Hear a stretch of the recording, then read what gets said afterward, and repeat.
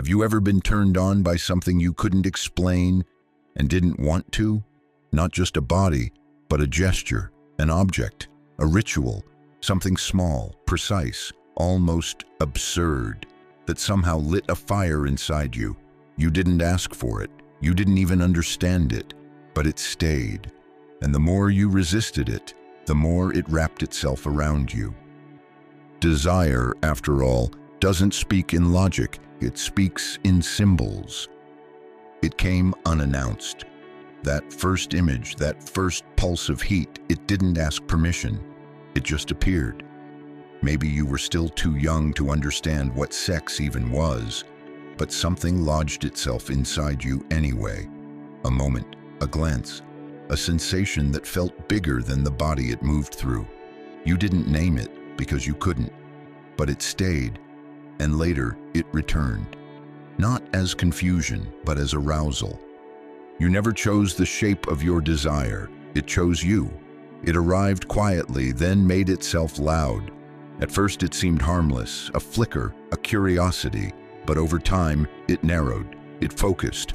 Arousal became tethered to something specific, not just a body, not just a type, but a detail, a gesture, a scene. Maybe it was a certain material, leather, lace, latex. Maybe it was a ritual, being watched, being tied, being owned. Whatever it was, it didn't feel casual. It felt mythic, charged. You started noticing that your arousal wasn't random. It circled the same image, the same power dynamic, the same symbol. And you tried not to notice. You tried to override it with logic, with shame, with distraction. But it didn't care, it didn't fade. It returned with the persistence of something ancient, something buried, something personal. You might have told yourself it was just a kink, a fetish, a glitch in the wiring, but deep down it didn't feel like a glitch. It felt like a pattern, like something you were unconsciously reenacting. You told yourself it was about pleasure, but it wasn't. Not entirely. It was about heat, memory, meaning, the kind of meaning that doesn't come through thought, but through sensation. You felt it in your chest, your stomach, your hands, and no matter how many times you tried to ignore it, it came back. Not because you're broken, but because your body remembers things your mind hasn't yet understood. That's the thing about fixation. It's not about indulgence, it's about recognition. It's the nervous system trying to tell you something in the only language it has left. And when that message fuses with arousal, it becomes powerful, unshakable. It becomes a kind of myth, one you've been repeating in silence. And now, maybe for the first time, you're asking, why this? Why does this undo me? Why does this feel less like desire and more like fate? What if this thing you keep returning to isn't just sexual, but symbolic? What if it's the shadow trying to speak? What if the thing you've always tried to resist isn't your flaw, but your forgotten self trying to come home? Carl Jung believed that everything we repress doesn't disappear. It waits. It lingers in the dark corners of the psyche, watching. And when it can't speak in daylight, it whispers through dreams, compulsions, and desire. He called this part of us the shadow, the sum total of everything we were told not to be, everything we feared to admit we are, everything we quietly disowned to survive. Most people think of the shadow as something aggressive, something violent or dark, but often it's simply a part of us that was never loved out loud. And when the shadow goes long enough without a voice, it finds one in the body, in arousal, in obsession, in the strange gravitational pull toward a fetish you didn't choose. You think it's about the object, the foot, the boot, the rope, but it's never about the object, it's about the symbol. The foot is submission, or power, or reverence. The boot is control, or distance, or shame. The rope is restraint, or safety, or the longing to be held without question. Jung would tell you that these things don't just turn you on. They reveal something unspoken, something unmetabolized, something that had no safe place to go. And so it went underground, into the unconscious. And from there, it bloomed in the language your ego couldn't censor: fantasy. This is why desire feels both magnetic and unnerving, why the fetish doesn't behave like a preference, but like a ritual. You return to it not because it excites you, but because it contains something sacred, something dangerous, something you still don't fully understand. Jung wrote, "Until you make the unconscious conscious, it will direct your life and you will call it fate." The fetish is one of the ways fate appears. It feels inevitable, inescapable. But what you're calling fate is often a trauma loop, a psychic wound still trying to heal through reenactment. Your mind may not remember it, but your body does. And when arousal fuses with memory, it creates something mythic. This is the myth you live out every time the fixation returns. The scene replays. The image pulses. Not because you're broken, but because the shadow is trying to speak. The parts of you that were punished, neglected, shamed, they don't go away. They don't die. They dress themselves in erotic costume and seduce you back toward them. Not because they want to control you, but because they want to be known. When you're turned on by something you don't understand, that's not deviance. That's communication. That's your unconscious knocking. Not gently, but loudly. Jung would not pathologize your desire. He would interpret it. He would ask, "What does this image mean to you?" Not sexually, but symbolically. What does this scene offer that the rest of your life denies? What part of your humanity is being honored, even worshipped, in the very thing you're ashamed of? Because shame isn't proof that something is wrong. Shame is often the exact marker of where you were taught to abandon yourself. It's easy to analyze someone else's desire. Easy to flatten it into labels, diagnoses, categories that create distance. But it's different when it's yours.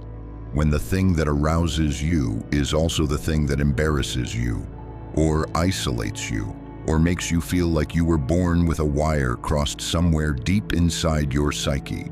You've told yourself it's just a quirk, a preference, something that lives in your browser history but not in your real life. But the truth is, it's already part of your real life. It shapes how you look at people, how you imagine touch, how you move through the world, quietly gauging who might understand and who never could. You don't have to be a Jungian to feel the presence of myth in your sexuality.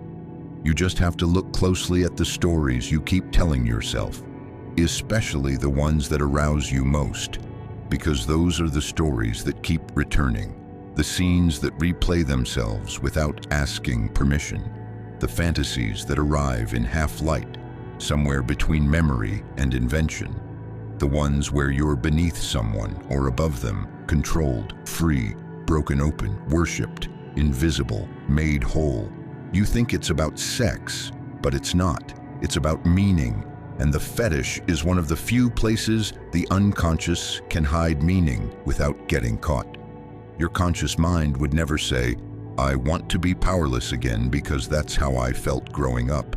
It would never say, "I want to be punished because that's how I first learned to feel seen," or "I want to be adored like an object because that's the only way I ever felt safe in someone's gaze." But your body remembers, and so the scenes replay, and the objects glow, and the same strange ritual keeps calling you back. Not to exploit you, but to show you where you split. This is not about shame, this is about reunion.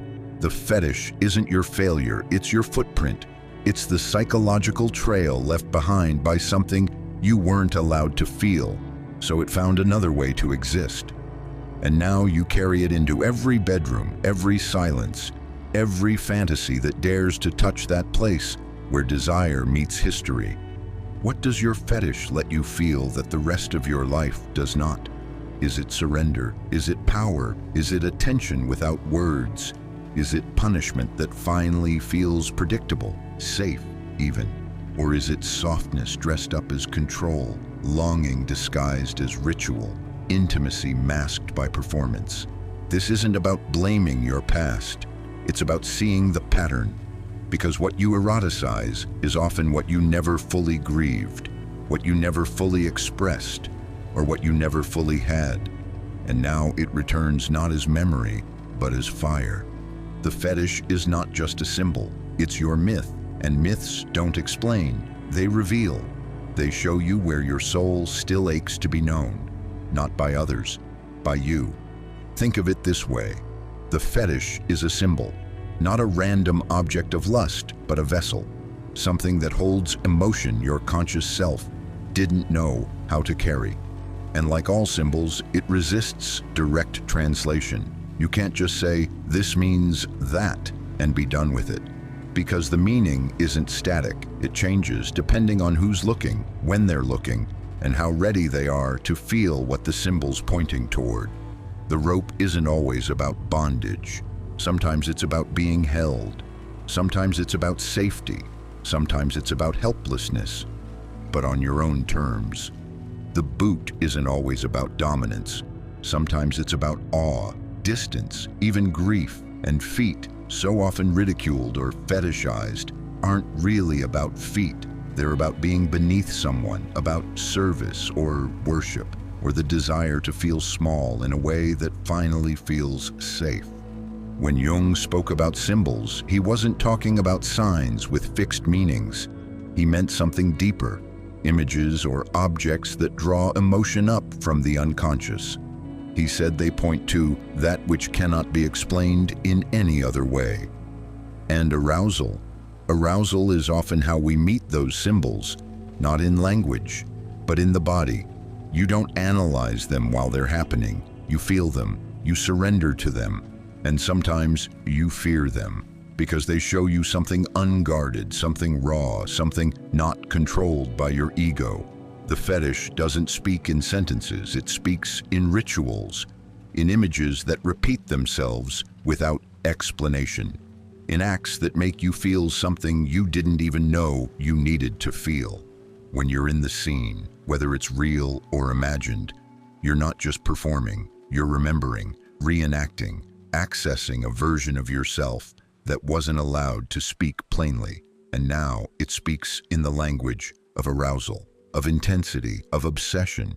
So ask yourself, not with judgment, but with curiosity, what is the emotional tone of your fetish? Not the act, not the object, but the feeling it creates. Is it surrender, humiliation, worship, stillness? Do you feel safe in it, exposed, finally seen, or finally allowed to disappear? These are not random responses. They are echoes. The fetish reveals what your nervous system has spent years trying to name: the unspeakable need, the forbidden longing, the wound dressed in desire. And the reason it returns, the reason it won't fade, is because it still holds something you haven't yet touched fully, something not broken, not wrong, but unfinished. This is not about self-fixation, it's about self-recognition, because what you're drawn to sexually is often what you were denied emotionally.